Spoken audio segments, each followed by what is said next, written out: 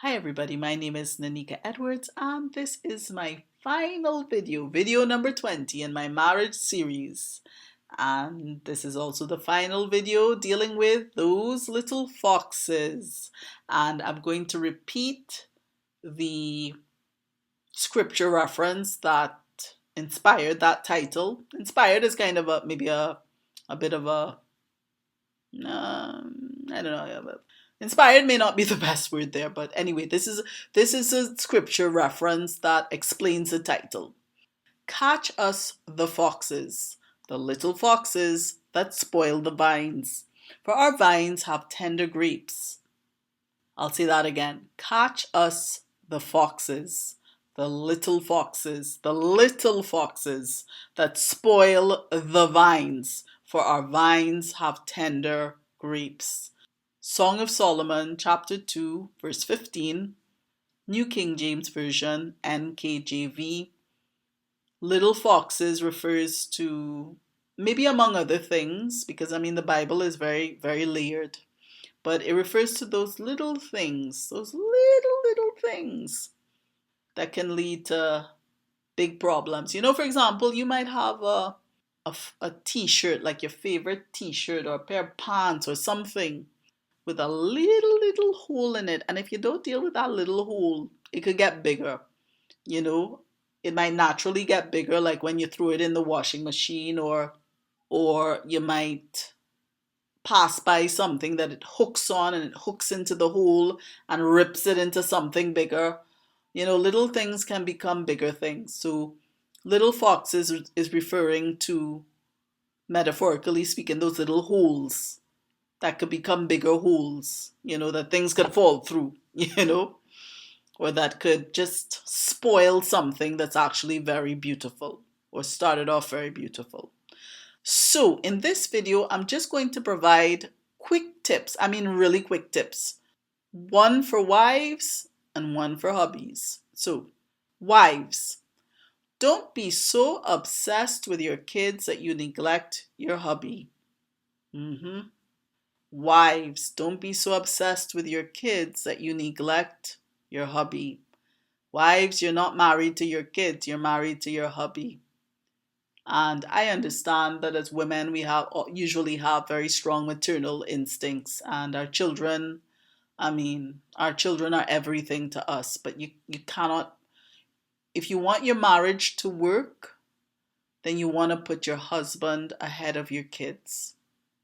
That's just how it works in terms of, your commitment and so on. Bear in mind that when your kids grow up and they leave the home, it's you and your hubby, If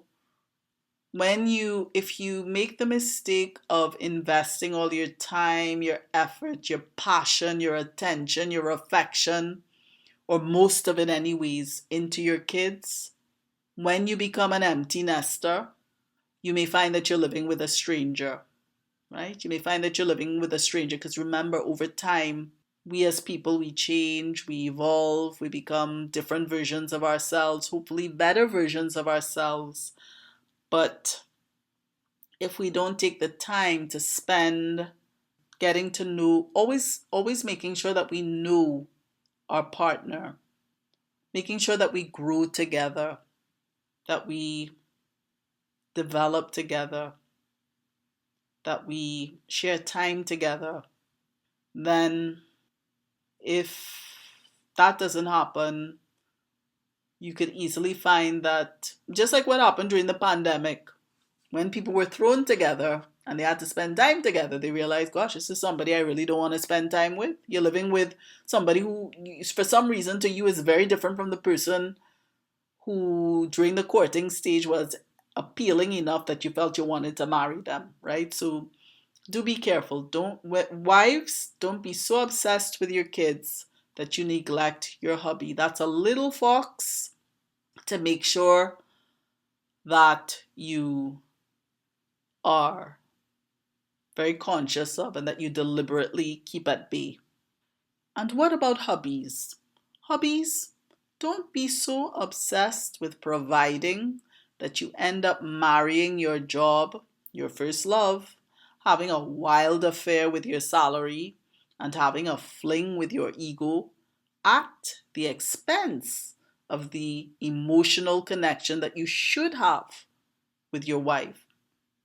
And I know that's a big thing for men, a man who is a real man, back to a real man, um, will want to provide for his family. And that's honorable. That's a good thing. But people are more important than money. Of course, money is important, but if you have a loving wife who really loves you, she's going to care more about spending time with you than money, you know? And I'm not saying don't provide. Of course, this is one of the God-given rules that I think men have, and that I think they enjoy. They enjoy being able to be the provider. It makes a man feel dignified, good, fulfilled. Same thing for women, but I think it's a little different for men.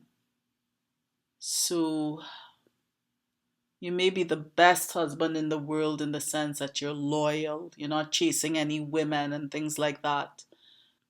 But if you, in a sense, are more married to your money to the money that you make than you are to the woman that you married, that's a fox that can cause a lot of trouble at the end of the day. I'm remembering something that occurred to me is that no, this is not exactly in a marital context. This is more like parent to child. I remember when I was growing up, well, that was the time of Sesame Street, right? And me and my siblings, we loved to watch Sesame Street. And my father sometimes used to come home for a short while when we were already home from school before he would go back out to work. And we used to beg him to sit down and watch Sesame Street with us because some of the things on Sesame Street were so funny and we wanted to enjoy the laughter, the entertainment with him, but he never did. He always said he had to go to the office and he had to, he never stayed. And I don't know if I would say we were hurt. As a child, yes, you understand your parent has to work and all of that. But those precious moments and memories that could have been made, they mean more than money. And the same applies between a husband and a wife. A good wife will care more about the memories you can make together than spending the money that you make to make memories, especially superficial memories. So, men, just know, just remember to keep your wife as your first love.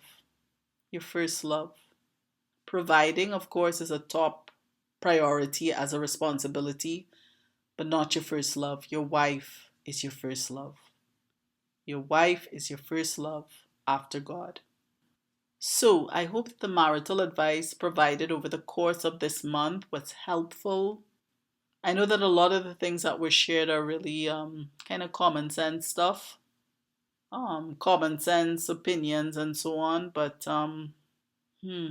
as the saying goes, common sense is not so common. If it were common, the divorce rate would be a lot lower, or the success rate for marriage, or the success rate for marriages would be much higher. So that's it. I really enjoyed doing this series. I hope that you enjoyed following. Thank you for making it this far. Hats off. Congratulations to those of you who were able to watch all 20 videos. And I wish you only good and godly things, and much success and great joy and Edenic perfection for your marriage, knowing that no marriage is perfect, no person is perfect, but there's a sense in which you could have two imperfect people with a perfect marriage. So I hope that's encouraging for you. And that's it for now. Until the next time.